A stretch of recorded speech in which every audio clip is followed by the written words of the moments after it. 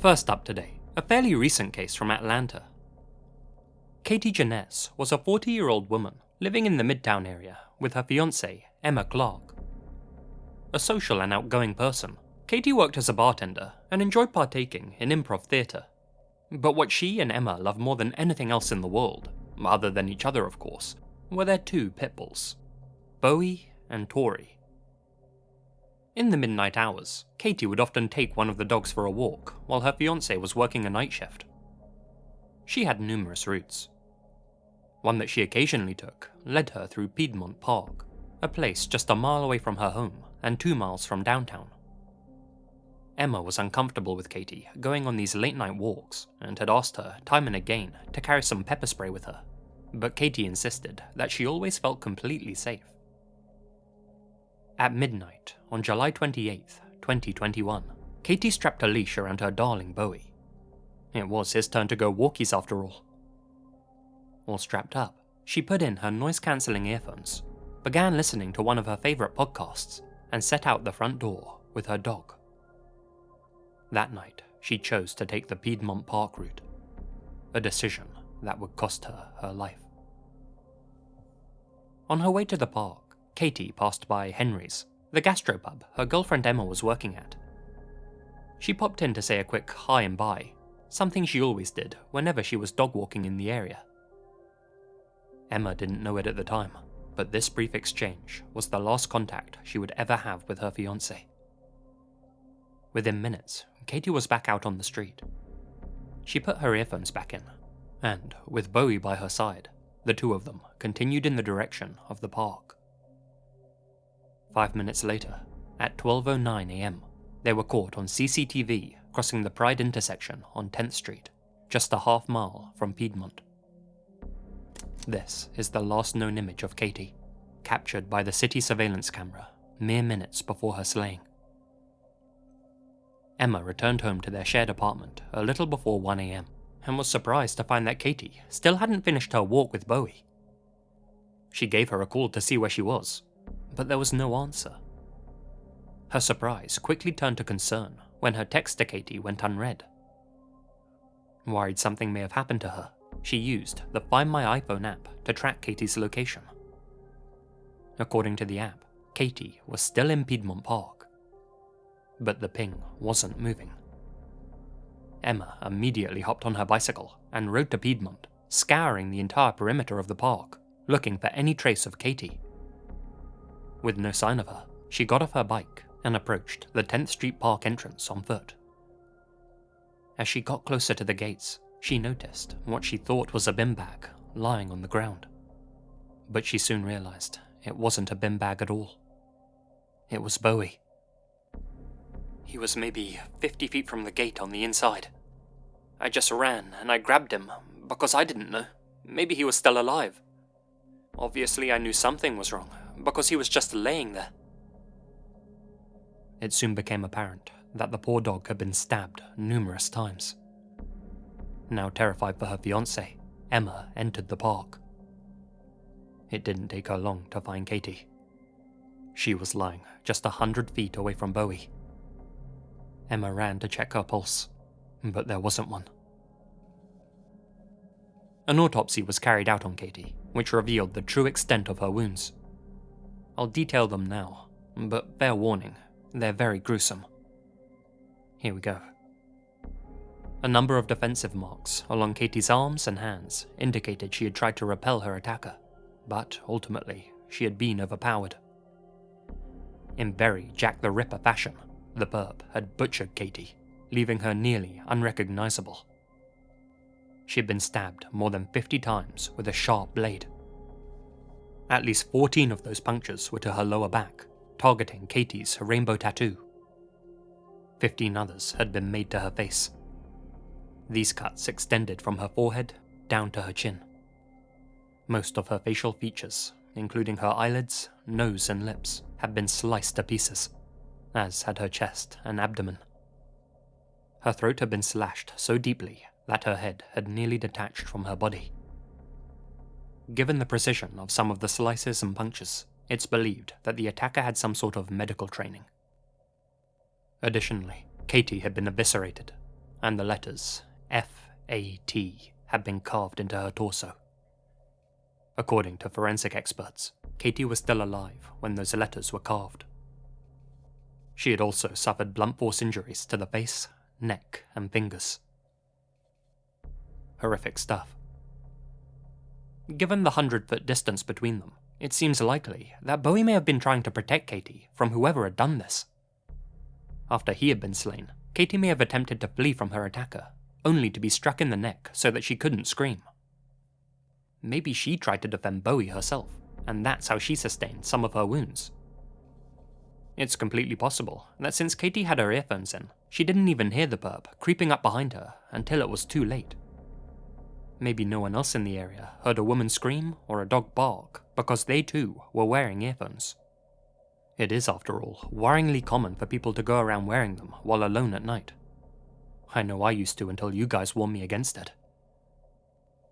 Unbelievably, none of the 9 surveillance cameras monitoring the park were functioning at the time of the incident, so it's hard to speculate on a timeline of events with any degree of certainty.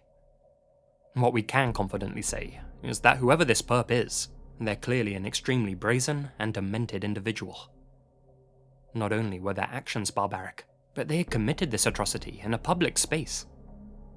Admittedly, it was late, but this was a public park in a major city.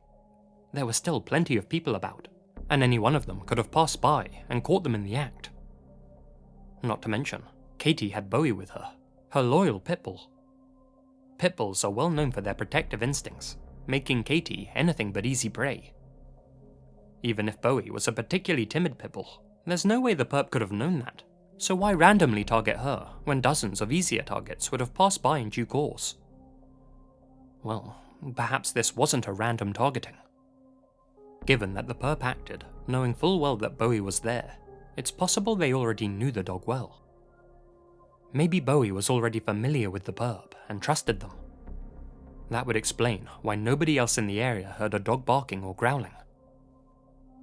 If the perp did in fact know Bowie, that means that Katie knew her killer. That makes a lot of sense. Given how vicious the slaying was, it seems probable that the perp held some sort of grudge against Katie, had developed some sort of obsession with her, or maybe even an obsession with her partner, Emma. Then again, it's entirely possible that this was just a random attack conducted by an opportunistic madman. Piedmont Park is known for having a large homeless population, and many people online have shared their stories about encountering weird transients there. Maybe one of them was responsible. They could have passed Katie, took a disliking to her, then asked to pet her dog, only for them to quickly ram a blade into Bowie's throat and then turn their attention towards Katie herself. That said, it seems unlikely that one of those transients would have snapped and mutilated Katie, but didn't bother taking her phone, money, or as far as I can tell, any of her other possessions either. It's also possible that Katie was targeted simply because she was a member of the LGBT community, a theory supported by the targeting of the rainbow tattoo on her back, and the fact that this happened so close to the Pride crosswalk. As it stands, there are no known suspects in this case, though given that this happened under a year ago, the investigation is still ongoing. Images of 6 people who passed by the area around the same time as this incident have been released to the public, though authorities now believe that none of them were involved. It's possible that Katie's case was in some way linked to that of Tori Lang's, another woman slain in Atlanta's Gwinnett Park that very same day in July, though Tori's case also remains unsolved. Well, that's just one theory though, and given the details of Katie's demise, the whole thing just feels very personal. But surely if the perp was someone Katie knew, the authorities would have unmasked them by now. That makes me lean more towards one of the park's transients being responsible. But even then, the authorities believe the perp must have had some medical training, and it doesn't seem likely that someone with those skills would end up homeless. With no new leads developing since this incident took place, it's hard to make any sense of it. Until we can. Until the person responsible is brought to justice, the people of Atlanta have to go to bed each night, knowing that someone this sadistic is roaming their streets.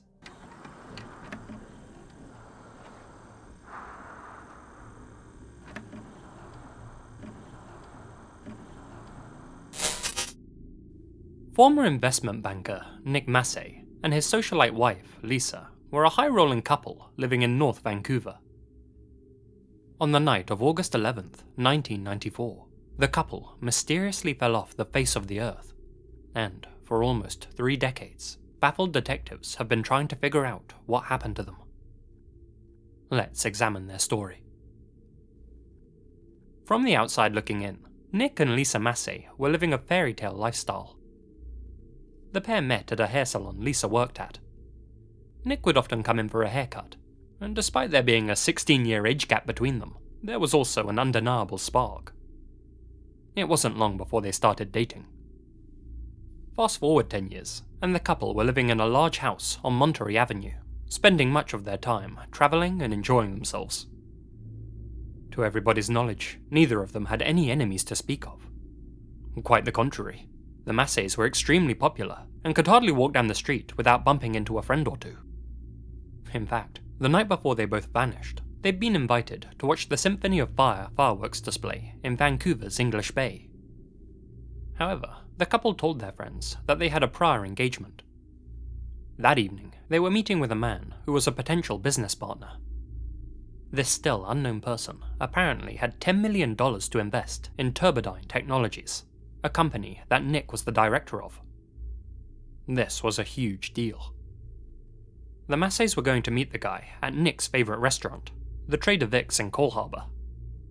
He made a reservation for 4 people on the evening of August 10th. Nick was to bring Lisa with him, and the unknown man his partner. Thing is, neither the Masseys nor the investors showed up to the restaurant that night. The restaurant staff thought that was odd. Nick was a regular customer, and always called to cancel a booking if the need arose. It wasn't like either of the Masseys to simply not show up. We don't know why the group didn't meet at the restaurant that evening, but we do know for a fact that the Masseys were still alive and well at that point. Both Nick and Lisa were spotted that evening at the Westin Bayshores Garden Lounge, right next door to the Trader Vic's. According to witnesses, the couple remained there from 6:30 p.m. to 10:30 p.m, sharing a bottle of wine. That's the last time both Nick and Lisa were ever seen, but not the last time they were heard from.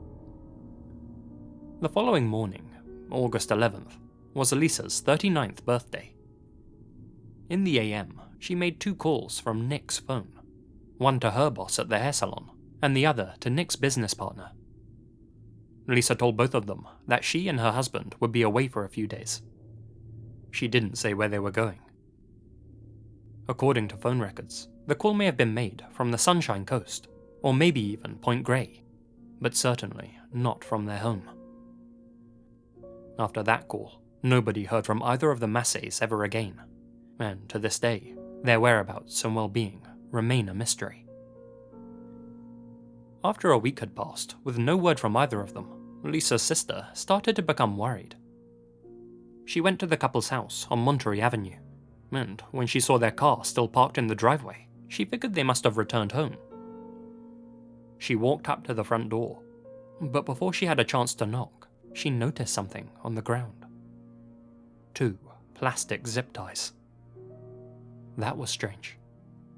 Even stranger, the front door itself had been left unlocked, and the alarm system disabled. The sister took a look around, but aside from the couple's abandoned cat, the house was completely empty. Wherever Nick and Lisa were, however, they had both left their Canadian passports behind. After Lisa's sister reported the couple missing, the authorities quickly learned that neither of them had accessed their bank accounts since they had vanished.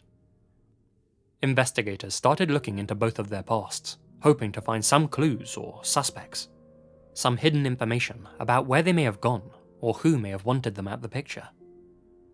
They had both been married before they met each other, sure, but a jealous ex-partner being behind all this was highly unlikely. After all, Nick and Lisa had been together for the past 10 years. For an ex, that's a long time to wait before making a strike. No, it was much more likely that someone from Nick's professional past was responsible. He had dealt with some rich and powerful clients during his time as an account director, notably some of Vancouver's most corrupt stock promoters. Indeed, Nick was set to testify in the upcoming trial of his tennis partner, Nelson Scalbania, a man accused of stealing $100,000 from a trust fund. Perhaps the accused and his partners wanted to silence Nick. Nick, however, was only a minor witness in the case, and considering how none of the other witnesses mysteriously went missing, that theory also seems unlikely. Well then, perhaps the couple's vanishing had something to do with the Pine Ridge Capital Group scandal, a case that involved millions of dollars going missing back in 1992. Nick had been a personal banker for the group's founder, a man who fled to the Cayman Islands before standing trial. Nick may have held some pretty damning information against him. Could that group founder have wanted Nick dead for the secrets he held? It's possible. Just 3 weeks after the couple had gone missing, a group of thieves tried breaking into Nick and Lisa's abandoned house. Was that a coincidence, or were they hoping to find something? Perhaps some damning evidence that Nick was storing. In 1995, Nick Massey Jr. hired a private investigator to help track down his missing father and stepmother. That PI was none other than Ozzy Caban, who you may remember from my Cindy James video. Unsatisfied with the previous two theories, Caban started looking outside Vancouver for leads. Interestingly, he found a link between the Masseys and a guy named Fred Hoffman, an investment promoter who sometimes did business with Nick.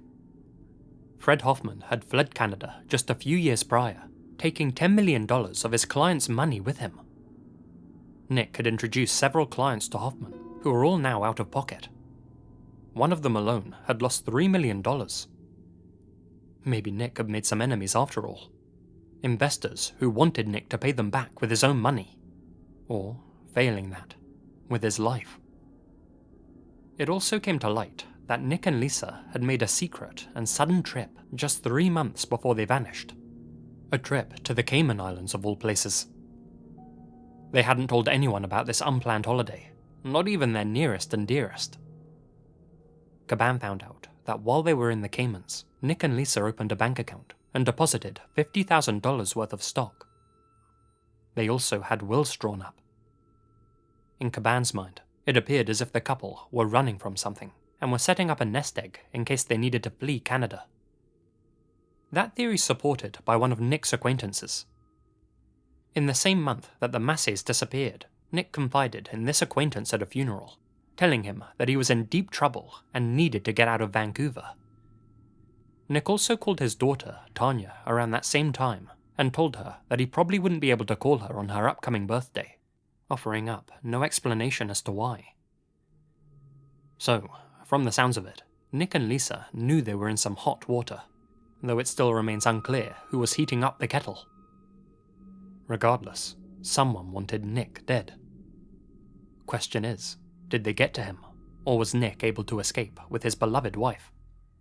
If so, are they still laying low somewhere to this very day, all these years later? For many years, the Royal Canadian Mounted Police said there was little evidence that the Masseys had been slain, though did agree that their vanishing was mysterious. Officer Gord Reed said, quote, "It's a head-scratcher. I've got missing people that I assume are murdered because they're not the kind of people who would be able to disappear. But the Masseys could. He was a sophisticated guy. They both had passports from other countries. They had lived around the world. He understood international banking, and they had some money stashed aside." Despite Officer Reed's prior optimism, in 2019, the RCMP officially changed their stance and announced that they now believe Nick and Lisa were the victims of foul play, though admitted there had been no new leads in the case. But they do believe somebody out there has information. Usually when I cover disappearances, the odds of the victims having started a new life somewhere else instead of being killed are very remote. But this is one of those rare cases where both outcomes seem equally probable to me. But what do you think? Were Nick and Lisa silenced because they simply knew too much? Did a cheated investor, angry at Nick for introducing them to Fred Hoffman, decide to take revenge against him? Did the couple, terrified about the danger they were in, stage their own disappearance and escape to start a new life elsewhere? With no new evidence and no conclusive proof either way, we're left to speculate about their possible fates. Though in my mind, if Nick Massey Jr. doesn't know what became of his father and stepmother, that's not a good sign. Then again, according to Ozzy Caban, Nick Jr. and the rest of the Massey family were less than cooperative during his investigation, despite them being the ones who had hired him. When people disappear, said Caban, they either float up or they show up someplace. At this point, we have no indication he's fish bait. I'm hoping one day Nick's going to knock on the door and say, "Here I am. How'd you like my suntan?" Nick Jr. and his sister Tanya, on the other hand, firmly believe that their father and stepmother were slain. If still alive, Nick would be 83 years old, and Lisa 67. There's a $50,000 reward for even the smallest piece of information pertaining to their case.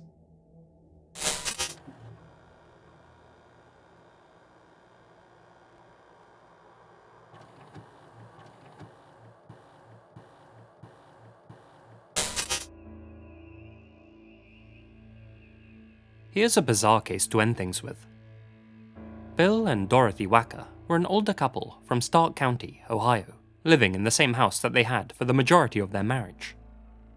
They had both lived quiet lives up until 1984, at which point they suddenly became the target of a still unidentified stalker, who, up until 1993, would turn their twilight years into a living nightmare. These 9 years of torment started out slowly enough, with both Dorothy and Bill complaining to their friends and family members that someone had been bothering them, leaving them threatening notes and telephone calls. For a while, they just brushed this off as one of the local youngsters playing some tasteless, but ultimately harmless prank. That is, until things started to escalate, and their home was ransacked. On January 16th, 1985, someone had broken into their home for the third time and trashed the entire place. Now realizing that they were dealing with something more than just pesky kids, and that this mystery person wasn't going to leave them alone, Bill finally called the local sheriff's office and reported what had been happening. Things became a lot more serious in July of that year. Dorothy was at home by herself, recovering from open heart surgery, when she heard an unexpected knock at the front door. Slowly, she got out of bed and went to see who it was. On her porch was a man who she had never seen before. According to her, he was in his mid-20s, had blonde hair and blue eyes, and stood around 5'9" tall. This stranger told Dorothy that his car had just broken down a ways back. Would she be a dear and let him in to use her phone? Even after the operation, Dorothy's heart was still full of warmth and kindness, so she allowed the man inside. He went over to her landline and seemingly made a call to somebody. He then thanked Dorothy and told her he had let himself out.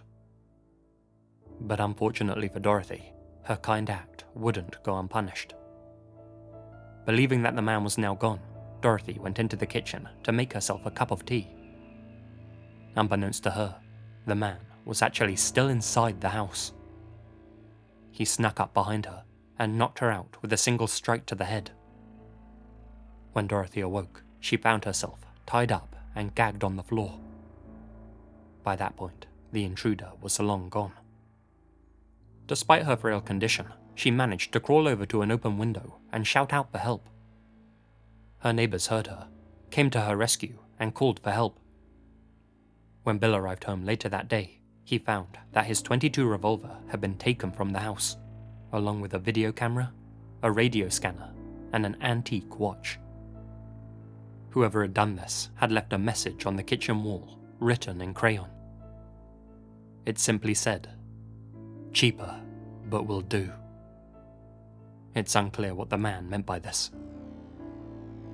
Thankfully, Dorothy made a full recovery after that terrifying encounter.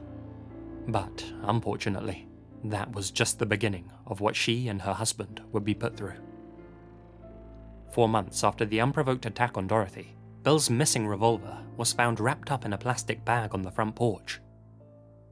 As the weeks went by, the other 3 missing items were also returned. Whoever had taken them hadn't done so for monetary gain.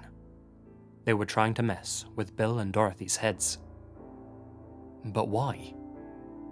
The whackers searched their minds for possible suspects, people from their pasts who may have held a grudge against them, but they both drew blanks. As mentioned, Dorothy and Bill had both led unassuming lives and hadn't meddled in anyone else's business. Why somebody would choose to play mind games with them was a mystery.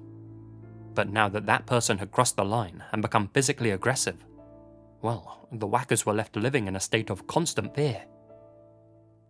For years, the unknown perp continued calling Bill and Dorothy on their phone, often just breathing heavily into the receiver, but sometimes telling them that he would see them soon, and that they wouldn't be breathing for much longer. In response, the whackers changed their phone number multiple times.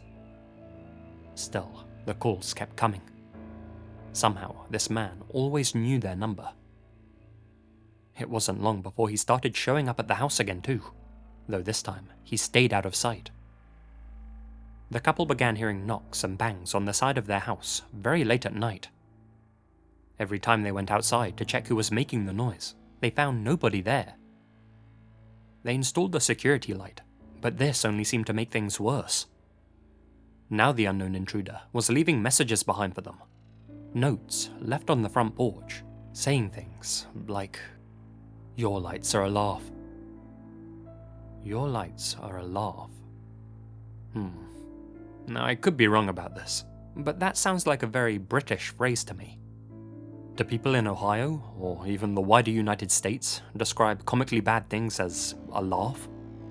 Just a thought. If they do, then that's my theory gone. But if not, wouldn't that suggest that the perp grew up in the UK? In a different note, he also used the phrase, "do you in," meaning kill you. Again, that sounds very Londoner to me. Then again, given the jaggedness of his writing, the police speculate that he probably wrote the notes with his non-dominant hand, a way of concealing his identity.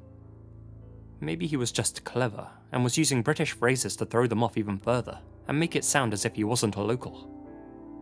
Either way, these notes continued to appear on the whacker's front doorstep. No fingerprints were ever found on any of them. On October 27th, 1993, Dorothy again encountered the man. This time, she didn't even see him coming. He again struck her in the head, this time hard enough to lacerate her skull. By the time someone found her, the perp was already gone.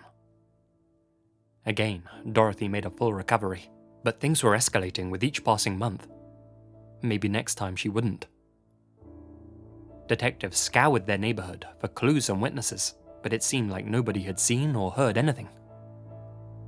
Realizing they couldn't just sit around and wait to be killed, Dorothy and Bill decided to take matters into their own hands. They called up their family members and devised a plan to catch their tormentor. Along with one of their daughters and two of their son-in-laws, the whackers split into 3 groups and hid around the area. The son-in-laws were parked out in a van, secretly monitoring the property from across the street. Dorothy stayed in the house as bait, while her daughter Kathy stayed hidden inside with her. As for Bill, he hid inside a trailer in the driveway, waiting to get a good look at their mystery man. They all used 2-way radios to stay in contact. For a few hours, they remained like that, but their perp didn't show. At 10:30 p.m., they decided to call it quits. But just as they did, Dorothy said that she could hear thumping on the front door. They all rushed over to see who it was, but the only thing there was a note, which simply read, "Get the message?" Whoever this unknown man was, he had actually been the one watching them, and he had found a blind spot in their stakeout. That seems to be where the torment came to an end. I can't find any information about further incidents occurring after that. I guess the perp had made his point, though what that point was remains as unclear as his identity. For a time, the authorities actually suspected Bill himself was behind the whole thing. It had to have been someone close to the family after all. How else could they have known about all their new phone numbers, the perfect times to strike, and the quickest routes to approach and escape their property? Still, it seems they didn't pursue that suspicion. Bill wasn't a 25-year-old man with blonde hair after all. Dorothy herself also said it was impossible to have been Bill. Now, in 2022. Even if the identity of the attacker one day comes to light, both Dorothy and Bill will never get the satisfaction of knowing he was brought to justice. Bill passed away in 1999, Dorothy in 2010. With the two victims now long since past, and the case likely never to be solved, the rest of us are left to wonder. Who was this unknown man? And why did he so sinisterly torment an elderly couple for 9 long years?